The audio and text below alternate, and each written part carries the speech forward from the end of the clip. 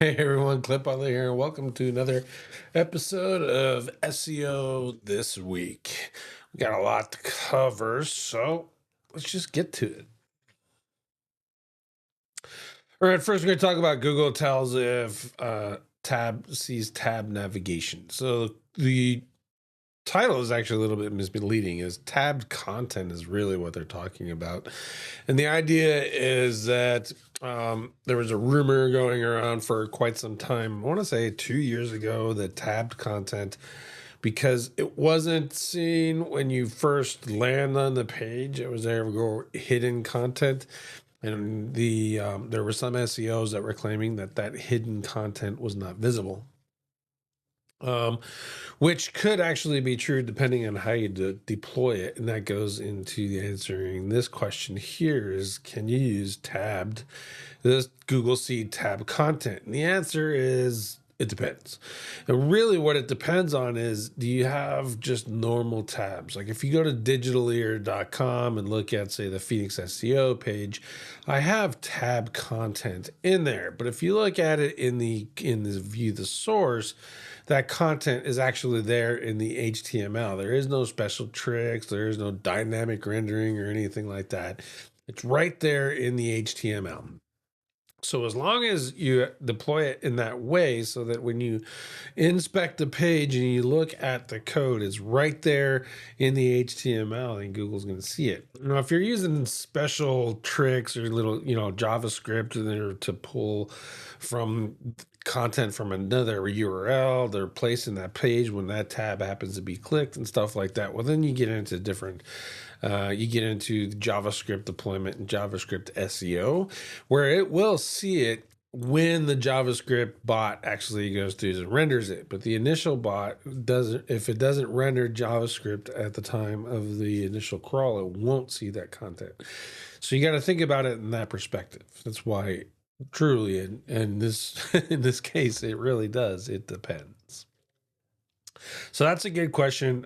Yeah, you can rank content. You can, have just a landing page. For example, let's just say that this little robot was a form, and you had some sidebar stuff here, and then you just put all the rest of this content in tabs. Totally acceptable and and you can rank a page that way. So something to think about when you're doing your page design. Do you necessarily want to have tons of content on that page, on a category page for e-commerce, for example, or a recipe site? You want to have this, you want to have the stories so you can do the SEO stuff, but you really want to show the recipe highlights. That would be a good way to do it. Put the recipe right up front and center, and then use tabs to tell your stories about, this is the history of the spit dish or whatever. You can do all that stuff in tabs, and the users can read it if they want to, but if all they want is the recipe, then there you go. AI is creating a generation of illiterate programmers. I found this, John Mueller shared it, and essentially he did it from the perspective of SEOs, but it's also coming from the perspective of programmers. And here's really the argument is, you can use AI now. Even I use AI to write Python scripts. You can use AI to make web pages. You can use AI to do pretty much anything that a programmer would do in regards to writing the code. And it's the same for SEOs, and that's the content or the context that John Mueller shared. This is the AI is making SEOs illiterate. And I think that's a really good, valid point.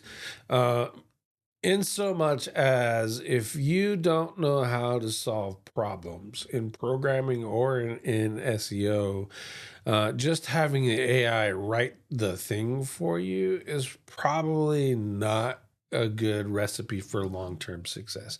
You have to know the ins. You don't Right now, these days, you don't necessarily have to know the ins and outs of the code, but you have to know the ins and outs of your process, what you want your process to do, the steps of that process, etc., and be able to read the code. And these days, you can have code comments where the bot, the AI, will tell you exactly what that section of code is doing. You want to have that there so that you can understand it and you can problem solve it. And the same goes with SEO. It's too easy these days for people to call themselves SEOs, and all they're doing is publishing 10,000 pages on some website. They get, 15 of them to rank, and then all of a sudden, I'm an SEO, and I have this mass site, and it's generating leads, right? And in truth, it's just a ticking time bomb waiting to go off because they've failed to do the fundamentals of the rest of the SEO, technical, on page and off. That is kind of where this article is going, and it's just saying, for the most part, that you need to look beyond just the tool. Yeah, the tool can write it. The tool can write my Python scripts for me, but I have to know why. I should know why it's doing that, and why it's choosing the method in which it's doing it, so that I can troubleshoot it if I'm not getting the responses that I want from it. You have to understand that part, regardless if you're using AI for SEO or AI for coding. You have to be a problem solver. If you don't, if you suck at problem solving, which frankly most people do suck at problem solving these days, you're gonna have a hard time being successful in the long term. This article is fixing unwanted indexed URLs, and in short, it's really addressing parameter URLs. So in the olden days, you used to be able to put these into like a search console or webmaster tools and say, hey, I don't want these parameters crawled and indexed. Ignore those. It was a parameter tool. Google had a specific parameter tool where you can give it that tool parameters that are found on your website and exclude them. Well, Google got rid of that because, we're the geniuses and we don't um, index that stuff. And naturally, the first thing that happens was all these kind of URLs like that started showing up and creating problems. And it'll, add products to your cart and create ad nauseum pages. Well, you can fix that in your robots.txt and exclude specific page parameters in your robots.txt to keep it from going, instead of messing around with no indexing and canonicals and all that. Just say, hey, stay the hell away from that. So that's the recommended way to fix it. And in short, I'll just show you an example here. You add what you want to block. So you have these parameters you want to block, and then you create your robots.txt, which you see the example right here, to block those things, and then you test it to make sure that it's doing it. You can use a robots.txt testing tool and just go find one of these URLs, put it in the testing tool, and then make sure that it's actually blocking that particular parameter. That process right there works with any parameter your site will rank. So if you have a whole lot of, let's say your CMS is allowing users to add and remove products in search, which necessarily might not be a bad thing, but let's just say, for example, that you have that. You want to block that from Google from finding that. Find the parameter, come in here and add this question, and it'll make that robots.txt for you, and then you just go test it. It's easy as pie, and it'll save you a whole lot of drama. In regards to this post, the user was like, I want to go to all of those pages and add no index, and then change canonicals, and then do 301s. Do all that madness if you just add the robots.txt and get it done with that way. Here's another example of it. Just, add the wish list, add the cart.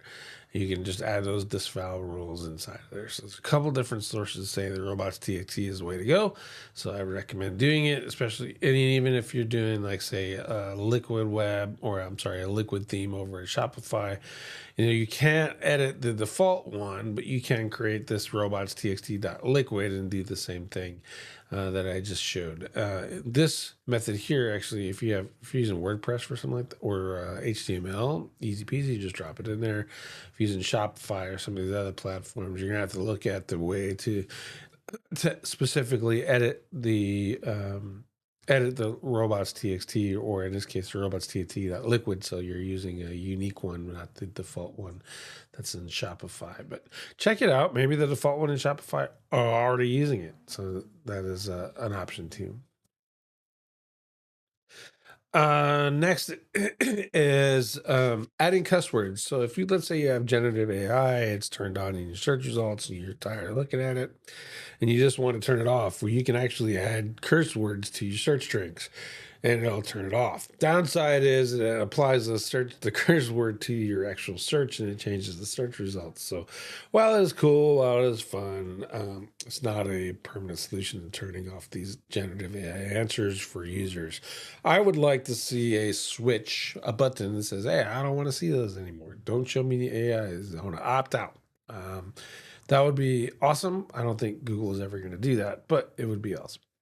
In this case, I mean, you can add it, but it does change the search results. So, not a foolproof method to dealing with that. What the hell is I going to put here? Oh, it's it locked. Let's see if I can get it to show up. There you go. Excuse me. Uh, Death of the keyword. A lot of people are talking about, oh, it's stupid to optimize for keywords now. You need to optimize for entities and you need to optimize for semantic SEO. Well, if you don't know where your starting point is, which is your keyword, then how are you going to know what entities to put in there? How are you going to know to formulate the topic around that specific keyword? And how are you going to address specifically a searcher looking for a specific thing? So if I'm doing 200 heavy updates in 2024, this is a keyword. If I click that, if I use that in a search, I'm using 20 heavy updates in 2024 as a search term. That is now a keyword. The heavy is a descriptor. 2024 is the year. These are all modifiers, but at the end of the day, this is all a keyword. So what now? What's really kind of it irks me, right? Don't focus on single keywords hasn't made sense in a while. The problem with this, the counterintuitive argument of this theory is, let's say I'm trying to rank for uh, aggregate organic traffic. Or area. Why or aggregate or organic traffic is a better metric. I'm trying to optimize for this keyword. So I'm going to talk about aggregate organic traffic. I'm going to talk about organic traffic. I'm going to talk about metrics. I'm going to talk about why organic traffic metrics. And inevitably by doing that and in talking about those different variations or phrases that are within that phrase match that are within that specific keyword, why aggregate organic traffic is a better metric. I talk about the phrases in that specific keyword. I am naturally going to rank for all those phrases and other variations of those phrases that I didn't talk about. So not only will I rank for the one that I optimized for, I could rank 400 of them. And that's been the way Google has worked for ages. That's how it finds and it sorts and you come up with a whole bunch more traffic versus just creating a post about, I don't know, Philadelphia or Pittsburgh or personal injury attorney in Pittsburgh or Pittsburgh personal injury attorney, and then it shows it in all the related areas around Pittsburgh. Or it shows it for related searches, and Google's going to show you that. So people are using that information, even in his own thing. It's been in here since 2013, at least, as a idea that you shouldn't optimize the page for a single term. And frankly, I think it's complete bullshit. You have to pick a starting point. If you're talking about being a personal injury attorney in Philadelphia, for example, you have to have a base. And then naturally, as you write your article, you're going to talk about personal injury attorney, workman's comp, or crashes, or Uber crashes, or truck accidents. And then Pittsburgh and Philadelphia and Pennsylvania, you're going to mention all those things. And then inevitably, you're going to rank for a whole bunch of them. But to say that, the keyword is dead, frankly, honestly, it's stupid traffic grab. And and word mumbo jumbo. It's like article marketing became guest outreach, became guest posting, or article marketing became guest posting, which became outreach, which became digital PR.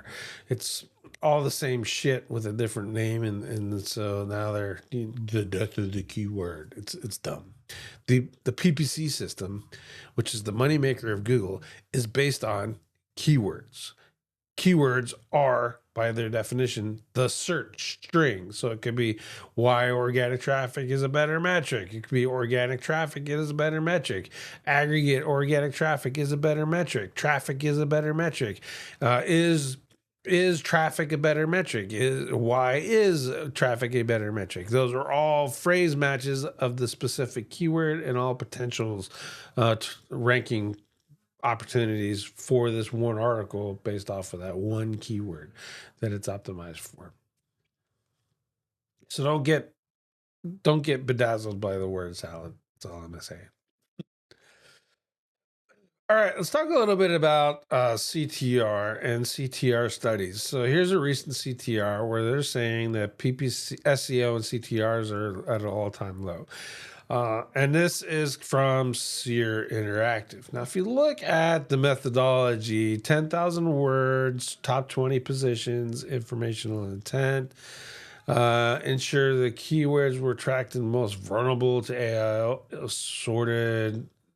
So they picked information keywords that would more likely or are triggering AIOs. And then they're using Google Ads PPC data, Google Search Console PPC data, and this zip tie AIO to say that the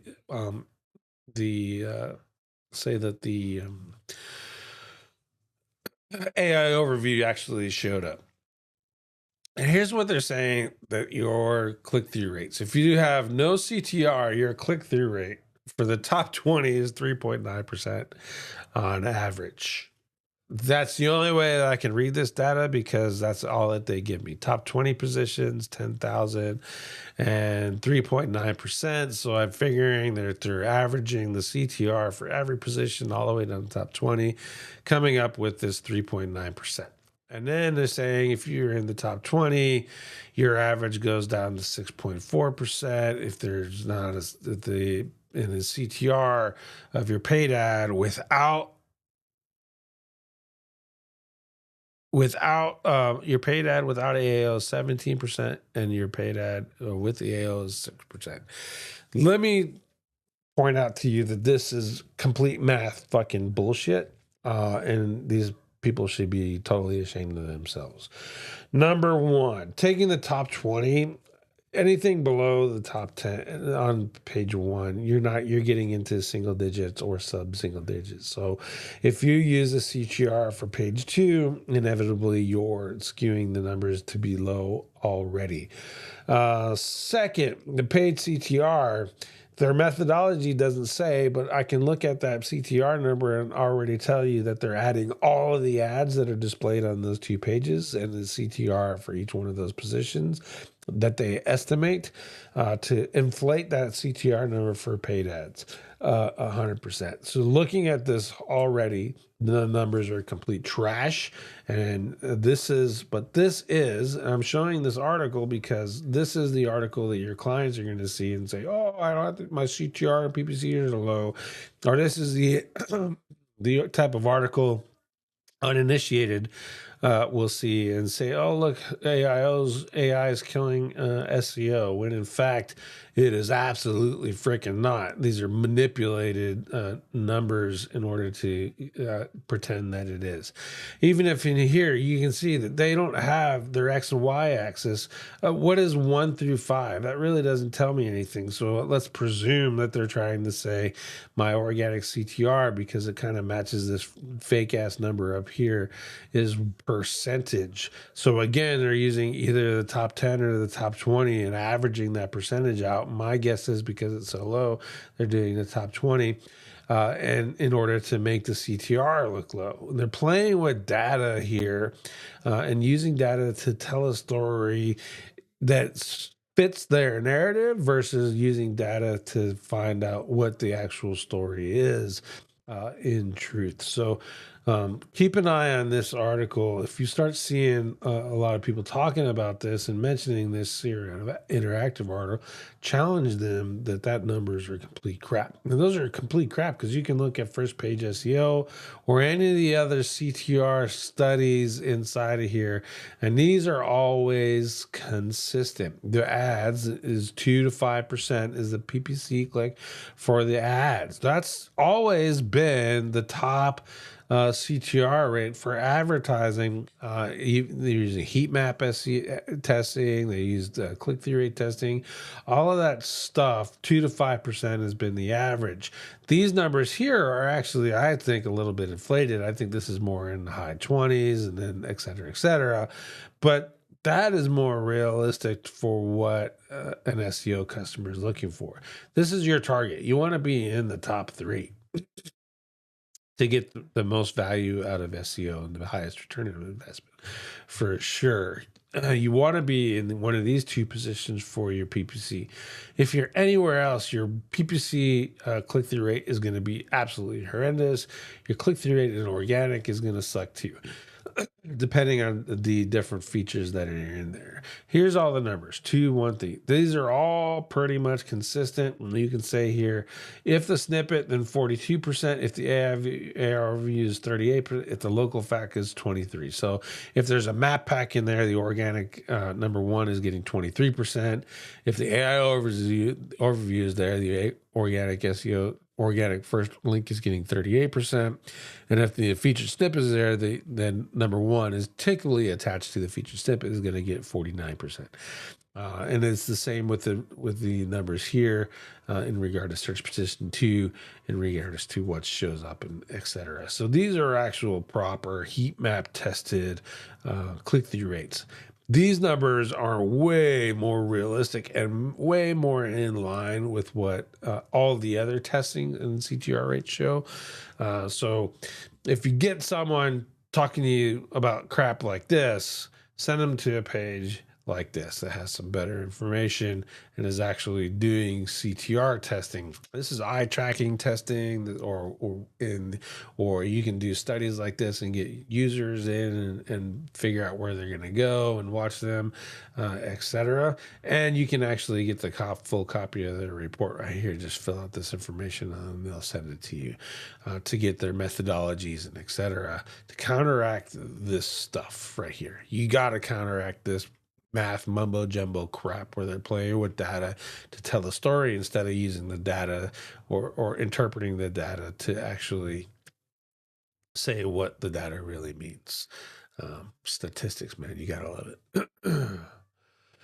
Insights from 80 million clickstream records. You can see this is pretty much along the lines of the last two stories we talked about, and this is the adaptation of traffic that's coming from Search GPT specifically. If you look at the graphs, you're like, oh, Search GPT's got a lot going on here. But if you figure out what they're doing and look down here at the clickstream, the number of unique domains receiving traffic from ChatGPT is around 30,000 unique domains.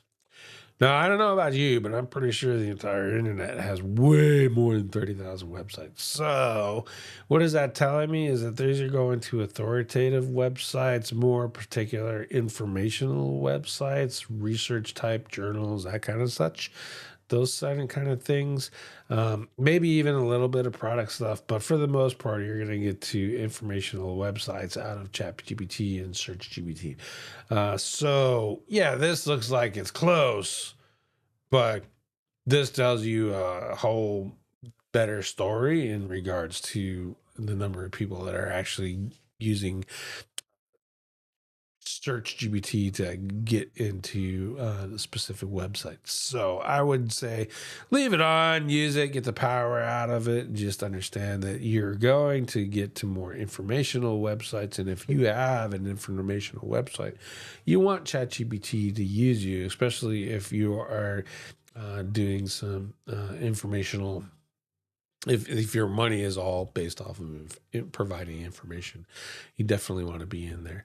The other one here is they're using trying to figure out search intent, but they're using prompts to do it, but via the clickstream data. And when it says unknown, it just means they can't, the whatever tool they're using or our analysis, they can't look at that prompt and go, you're doing information navigation or whatever. Which makes a whole lot of sense, because 10 of us could all try to find the same thing, and our prompts might be different in those regards, and then it will change the intent because of the word strings we use. So, but interesting still, you can see informational on ChatGPT is way more than navigational. It's way more than commercial. It's way more than transactional. These are catching up a little bit, but for the most part, you go on ChatGPT for information, and then it's citing its sources. This is a new effort. It's called llms.txt, and essentially you can read some more about it here. Just Google the llms.txt file, and you can see the proposal to standardize it. In short, what they were wanting to do is create essentially a markdown file that's kind of works like your like a well, here, how about we just show you. Let's go digital here. Put the home page in here, put all links, and then process URL, and it's going to create the text file. So request a quote, organic traffic. It's mirroring my internal linking. You can see what it's doing, right? And it's saying it's successfully processed it. This is the linking in the navigation, and then some of the other internal linking about it, and saying what it's about. That's it. That is this file. Now, what the proposal is that you actually create that for the homepage, and then you create another one, which is essentially a markdown version of your web page. So if you don't know what markdown is, just Google it. But I can do, let's go markdown. Yeah, I'll just use that. You can see the testing tool. So markdown is it's a language. Essentially, it's like short code, so you don't have to do all this formatting and stuff while you're writing. You do markdown and tell what it is, and then you can transfer it to HTML. Well, LLMs, they turn your page into markdown. They rip out a bunch of stuff and turn it into markdown. So markdown, what the LLMs do with markdown is essentially rip away all your HTML and just go for the content. How they get that precise, like knowing exactly what the main body of the content is and removing the navigation, sidebars, footers, and all that other mess. Not entirely sure on that, but that's essentially the short version of how they're reading content. So when they say use schema, for example, to get into AI, it's not necessarily true. Now, there is no proof that they are not reading the schema, but they are ripping this down. So they could read the schema and then rip it down and figure out about the page. Like the schema helps them determine what the page is about. Okay, yeah, we want to add that to our data set, and then it processes it. That's a theory, one that I haven't been able to prove, nor have I seen disproven, but it is a theory nonetheless. So you can use Markdown to do that. So what the suggestion is for the adaptation of these is creating, so let's say you have a page called index.html. Typically, that's your homepage, but let's just say you have index.html. Now they want you to create a version that's in Markdown. So your entire article, so let's go to Digital Ear, for example. This article, what I would do is have this URL and then dot markdown. It would end in .md, and I would have a markdown version of it. And the idea being that because I had the markdown version, the processes of the LLMs are using to find content and add it to the database, I am making it easier and reducing the amount of work. I'm essentially reducing the entire step of them having to rip out my content, rip out this article, and remove the sidebars and the lead head navigation and all that, and create a markdown version of this page. I've already done it for them. So ergo, I am making life easier. And if I made lives easier, I'm more likely to show up inside of the AIs when they're doing their search. That's the theory. So we'll see if that actually gets implemented.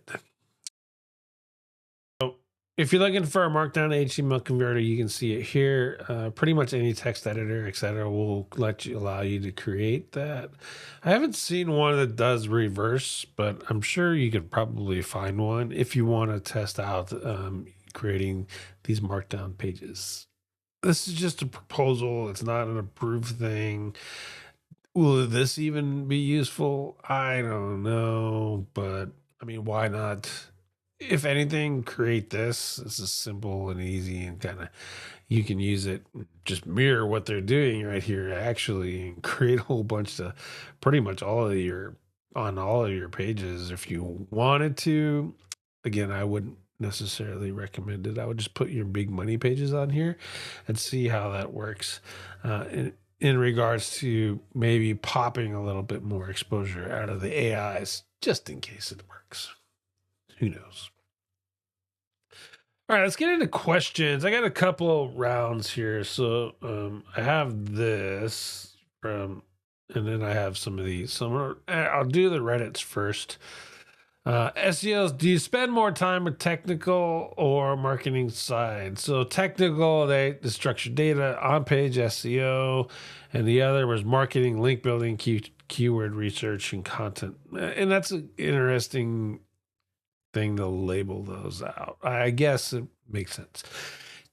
Honestly, you're going to spend a lot more time here on the marketing side than you are on the SEO side, on the technical side, probably 100%. So keyword research and content creation alone is probably going to be the bulk of your efforts.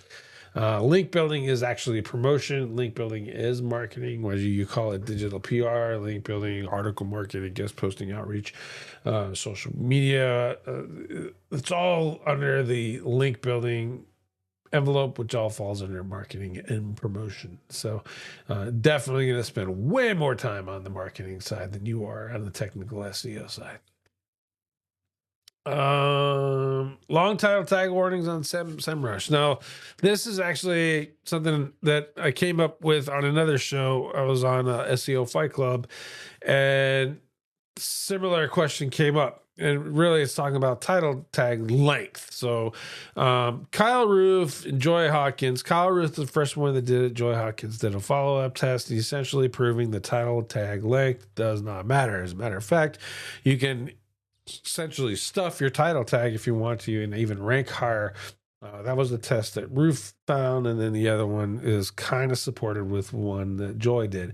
But for the most part, all these tools tell you that your title tag is too long. Even Sitebulb, SEMrush, Ahrefs, you name the audit tool, and it will tell you your title tag length is too long. And the reason why is it's based off of pixels that are shown in Google.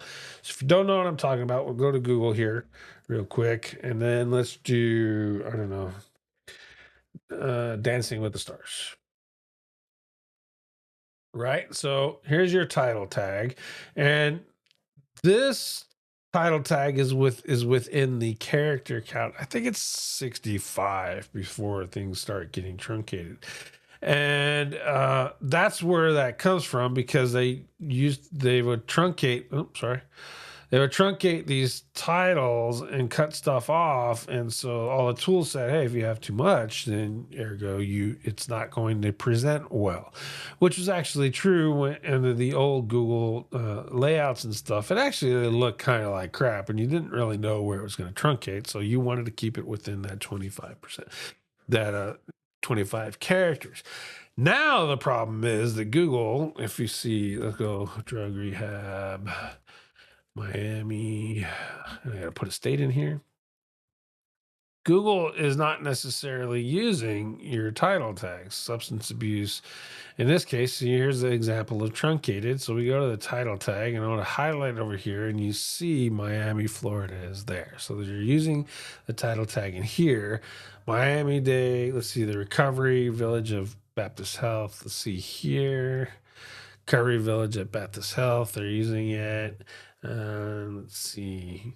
This is going to backfire because usually these guys are using the H1 tags. These people are smart. Their H1 matches their title tag. Let me highlight over here to make sure. Click off of that.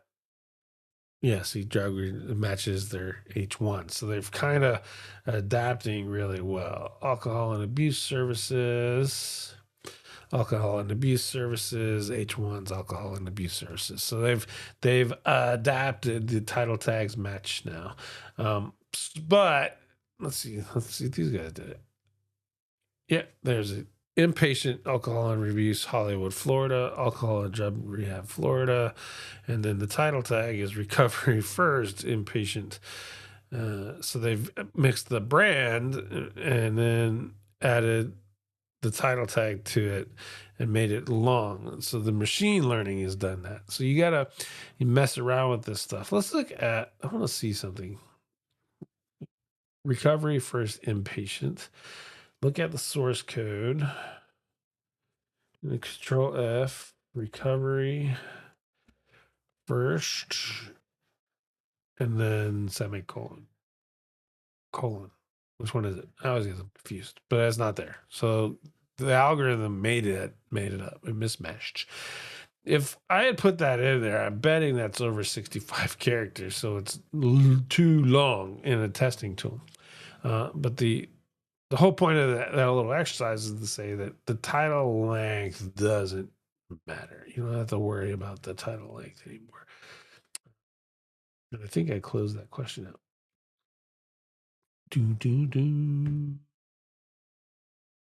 Yep, close that question out. But so no big deal.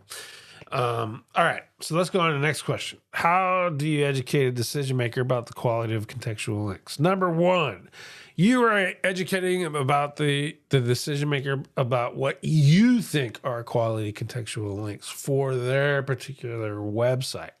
And in order to do that, you have to articulate the different types of links you can get: social media links, Web 2s, natural links, i.e. they're just showing up miraculously by themselves, spam links, i.e. the wallpaper websites that are ripping their images, versus content links or image links, those kind of things. You have to explain all the technical nuances to them because they want to know that you know what the hell you're talking about. And then you have to say, these are the types of links that we're looking for primarily for your website. So if you have a news website, well, let's go let's say let's go back to this rehab, for example. Your rehab site, you want to be on resource lists. So the top 10 treatments or top 5 treatment methods top 5 methods to treat heroin addiction in teenagers. And you create a resource document or a guide that answers that. And then you want to go out to as many places as possible that have resources for teenagers and say, hey, I have this guide. I created it. If you review it and if you think it's useful, can you add it to your resource list? That would be quality contextual links for the rehab center. So that's how I would explain that to that particular decision maker.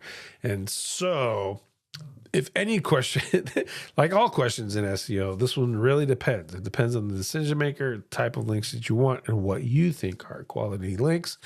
And most importantly, what links actually work in your market for the least amount of money, because links cost a lot of money these days. Number 2, do you think adding variations will cause more deviation to the topic rather than helping? So let's define what variations are. So if you go into Google, let's go to google.com and then do search engine optimization. And then we look here and you can see some of these words are bolded, oftentimes not. Google's actually screwing with these. So, but here, this one's bolded. Search engine SEO. SEO is bolded. Those are all what are known as variations. And the question is, if I add those variations, will it deviate from the topic? Well, the answer is no, because it's a variation of the search term. So if I'm talking about search engine optimization and I use the term SEO, or if I use search engine optimization with SEO in it, the acronym in it, or search, talking about search. So on my article, if I mention search, I'm talking about search engine optimization. I would bet there's probably some more in here. Marketing is another one that's highlighted. Example, digital marketing techniques. Those are bolded. What is SEO and how it works? Course, cost. All of those are variations and they're expected. So if I'm talking about search engine optimization, it's actually rather expecting me to mention all of those other variations of that search term. That is what helps you rank for multiple terms. Remember, we got back here. Where's the one I went on a rant with the guy's out of his mind? He's just doing clickbaiting. The death of the keyword. That's where variations come in. And variations been around a whole lot longer than the topical relevance and entities and whatever else you should be ranking for. He even goes so far as to suggest you shouldn't do rank tracking. I mean, get the hell out of here. Let's see. Does adding a relevant video to a page directly improve SEO for that page? This one's a good question, and one that I will honestly say I don't know. And here's why I don't know, is because I've never tested it. But let's look at some from the perspective purely of SEO. Improve the SEO for that page. That is the term. So I want to improve the SEO. So I want to use, will a video increase the optimization of that page? If you're embedding a video, more than likely you're going to use an iframe. And that iframe, unless you add it specifically, is not going to have your keywords in it to show that that video is actually related. But you are creating a backlink to where the video is, whether you self-host it, you're using Vimeo, YouTube, or whatever. So you're creating that backlink. And in theory, the bot will go crawl that link and say that it's about this topic. So if your blog post is about dancing with the stars and your video is about dancing with the stars, maybe you've linked, use like an external link. If you think about it that way, you're doing citations, and especially in the health market, you do citations and you link out to medical journals and all that. You've checked the checkbox in the algorithm that say you've done it.